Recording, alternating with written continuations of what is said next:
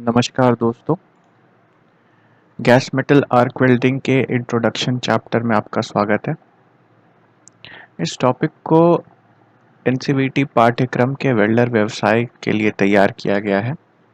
इसे पेश कर रहा हूं मैं, Ankit Srivastava. Gas metal arc welding के परिचय तो हमने इससे पहले वाले टॉपिक स्लाइड में देख लिया था। इसके कुछ नाम यहाँ पे दिए गए हैं जो कि हम पहले भी देख चुके हैं, और कब किस नाम का इस्तेमाल करता है इसके बारे में भी अपन बात कर चुके हैं।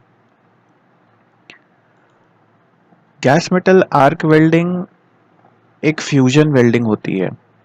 जैसा कि आपको पता है कि फ्यूजन वेल्डिंग सबसे अच्छी वेल्डिंग मानी जाती है, क्योंकि इसके जॉइंट बनने के बाद इसके जो गुण होती है यानी प्रॉपर्टीज और इसकी स्ट्रेंथ दोनों ही बेस मेटल की तरह होती है।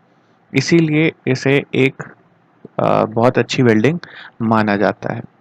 साथ ही साथ इसमें आपको और बताना चाहूँगा कि जब मेटल हमारा गर्म होता है या पूल हमारा जब मोल्टेन पूल बना हुआ रहता है, तो उसमें पहले भी हम बात कर चुके हैं कि वातावरण से ऑक्सीकृत होने की संभावनाएं होती हैं।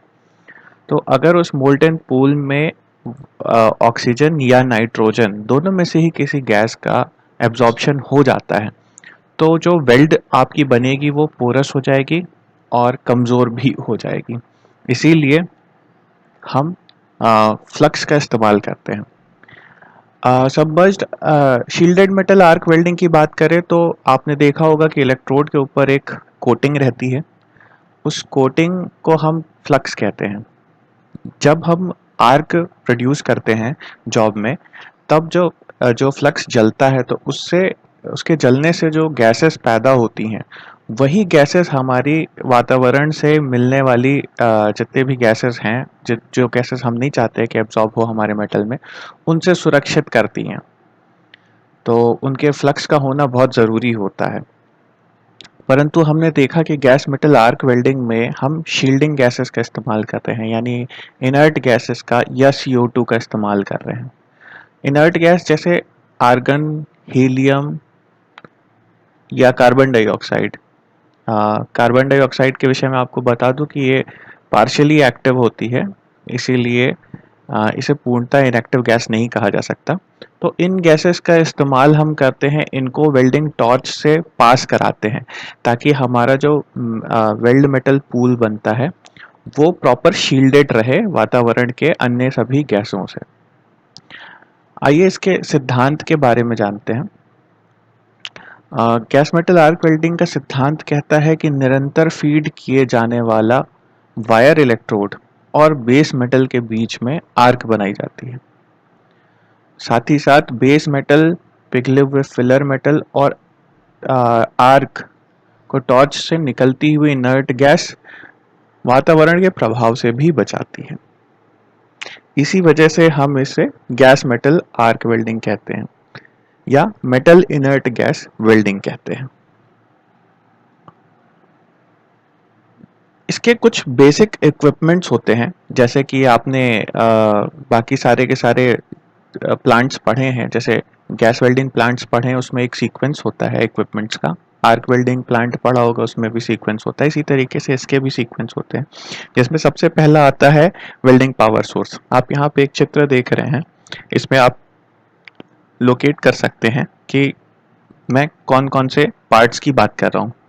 वेल्डिंग पावर सोर्स, जो कि हमारे करंट का एक मुख्य सोर्स होता है, हमारा मनचाहा करंट वोल्टेज और एम्पियर के साथ हमें मुहैया कराता है।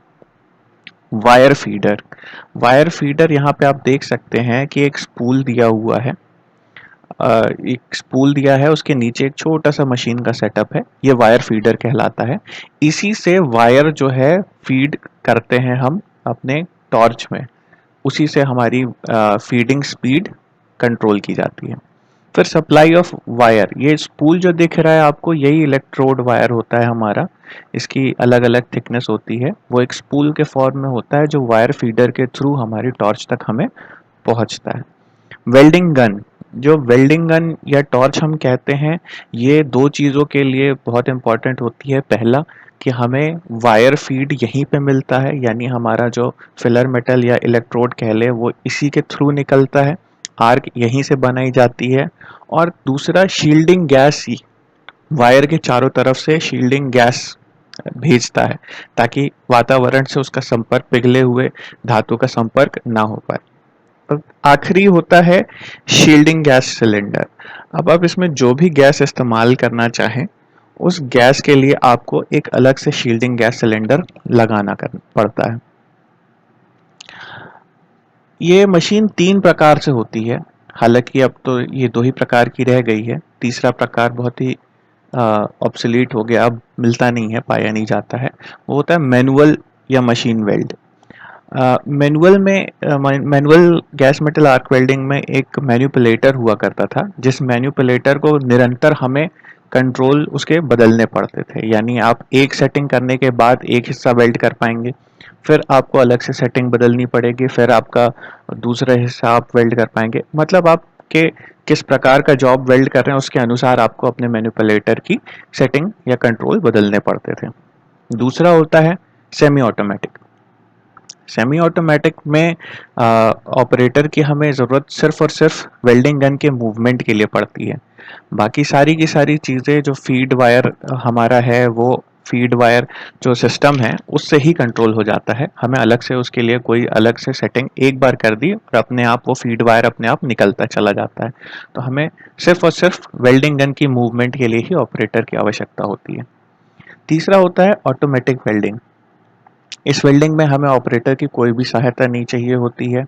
हमारा वेल्डिंग गन का मूवमेंट और फीड वायर का सेटिंग, ये दोनों का दोनों ऑटोमेटिकली कंप्यूटर से सेट कर दिया जाता है और वो पूरा का पूरा जॉब को वेल्ड करते हुए आगे बढ़ जाता है। आइए इसमें एक छोटा सा झलक हम इक्विपमेंट और एक्सेसरीज की भी ले लें। हम यहाँ पे सिर्फ पावर सोर्स की बात करेंगे, क्योंकि बाकी एक्सेसरीज की बात हम अगले टॉपिक में करेंगे। दोस्तों, आपको पिछले वीडियो में बताया था कि MIG के लिए हम AC और DC दोनों सप्लाई का यूज़ कर सकते हैं, परंतु आपको बताना चाहूँगा कि पावर सोर्स कोई भी हो, उस पावर सोर्स को कांस्टेंट वोल्टेज और डायरेक्ट करंट में परिवर्तित किया जाता है पहला, तभी उसको हम MIG मशीन में उपयोग करते हैं। कांस्टेंट वोल्टेज बनाने के लिए आपके पास वोल्टेज स्टेप्ड स्विच होते हैं, विंड हैंडल्स होते हैं, या इलेक्ट्रॉनिक अलग तरीके होते हैं जिनसे हम उसे कांस्टेंट वोल्ट का करंट बनाते हैं। करंट का दूसरा भाग जो रहता है, जिसे हम बोलते हैं हम एम्पियर, उसको हम अपने वायर के व्यास या किस गति से हम फीड वायर को खर्च कर रहे हैं, या किस गति से हमारा इलेक्ट्रोड खर्च हो रहा है, वेल्डिंग स्पीड जो हमारी है उस पर निर्भर करता है। तो जैसे जैसे आप वेल्डिंग स्पीड एक ही व्यास के इलेक्ट्रोड के लिए हम देखें, तो अगर वेल्डिंग स्पीड आपने उसी व्यास के इलेक्ट्रोड वायर के लिए बढ़ा दी है, तो हमें उसका एम्पियर, करंट का एम्पियर भी बढ़ाना पड़ेगा। अब पावर सोर्स की हम बात कर रहे हैं तो थोड़ा टेक्निकलिटी में चलते हैं। यहाँ पे 2 तरीके के कर्व्स हम देखते हैं। पहला जो हम टाइप पढ़ते हैं वो होता है कांस्टेंट करंट टाइप। यहाँ पे आप एक ग्राफ देख रहे हैं जिसमें जो हॉरिजॉन्टल लाइन है वहाँ पे आप देख सकते हैं वोल्ट्स का विभाजन दिया है, और वर्टिकल लाइन पे वोल्ट्स का विभाजन दिया है और हॉरिजॉन्टल लाइन पे एम्पियर्स का विभाजन दिया है। इस पे हमने एक कर्व प्लॉट कर रखा है। आपको एक कर्व का देखना है, एक कर्व को ध्यान में रखिएगा। यहाँ पे आप देख सकते हैं एक छोटा सा बीच में भाग दिया हुआ है जिसमें वोल्टेज को हमने 20 से 25 वोल्ट्स पे परिवर्तित किया है, यानी वोल्टेज में जो हमारा बदलाव आया है वो 25% का आया है। परंतु करंट में देखेंगे तो करंट में बदलाव बहुत ही छोटा सा आया है। इस करंट का बदलाव लगभग 135 से 126 के आसपास बदलाव हुआ है, यानी मात्र 6.5% का। तो आप देख सकते हैं कि हम कितना भी अपना वोल्टेज में परिवर्तन कर ले, हमारे करंट में बहुत कम परिवर्तन होता है। ये बहुत लाभकारी होता है जब भी हम ऑपरेटर जो होता है, अगर उसकी आर्क लेंथ मेंटेन नहीं हो पा रही है किसी कारण से, आर्क लेंथ बार बार वेरिएट कर रही है, यानी ऊपर नीचे छोटी या बड़ी हो रही है, उस हिसाब से देखा जाए तो इस प्रकार का पावर सोर्स सबसे ज़्यादा उपयोगी होता है, क्योंकि ये हमेशा हमारा वोल्टेज यानी करंट में हल्का सा भी बदल मतलब वोल्टेज में कितना भी बदलाव आए, करंट में बहुत कम बदलाव आता है। इसीलिए ये बहुत अच्छी क्वालिटी का वेल्ड देता है, क्योंकि इसमें जो हमारा करंट होता है वो कांस्टेंट रहता है। इसे खास तौर पर सब शील्डेड मेटल आर्क वेल्डिंग में प्रयोग किया जाता है, यानी आपने नॉर्मल आर्क वेल्डिंग जो की है उसका जो पावर सोर्स होगा वो काफ़ी हद तक कांस्टेंट करंट टाइप का होगा, जिसमें हम करंट फिक्स कर देते हैं और वेल्डिंग करना चालू कर देते हैं। आइए दूसरे प्रकार के पावर सोर्स के बारे में बात करते हैं, कांस्टेंट वोल्टेज टाइप। यहाँ पे फिर से उसी प्रकार का आपको कर्व दिख रहा, एक ग्राफ दिख रहा है। इसमें आप बी कर्व को आपको ध्यान देना है। इसमें भी हमने 20 से 25 वोल्ट तक का बदलाव किया है और हम करंट में देख सकते हैं काफ़ी बड़ा चेंज आया है, यानी करंट हमारा 142 एम्पियर से 124 एम्पियर में पहुंच गया है, यानी लगभग 13.5% का बदलाव आया है। फ्लैट स्लोप का अर्थ है कि वेल्डर जो है वो मोल्टन पूल और इलेक्ट्रोड के पिघलने की रेट को कंट्रोल कर पाएगा। ये हमें उपयोगी रहता है हॉरिजॉन्टल, वर्टिकल और ओवरहेड वेल्डिंग में, क्योंकि वहाँ पे हमें अपने पिघलने की दर को कंट्रोल करना पड़ता है। उसी से हमारा वेल्ड में जो सफाई आती है वो उसी से आती है। इस प्रकार के पावर सोर्स को हम गैस मेटल आर्क वेल्डिंग या सबमर्ज्ड आर्क वेल्डिंग में भी प्रयोग करते हैं। इस टॉपिक को यहीं पे ख़त्म करते हैं और अगले टॉपिक में इसके दूसरे एक्सेसरीज और पार्ट्स के बारे में बात करेंगे। धन्यवाद।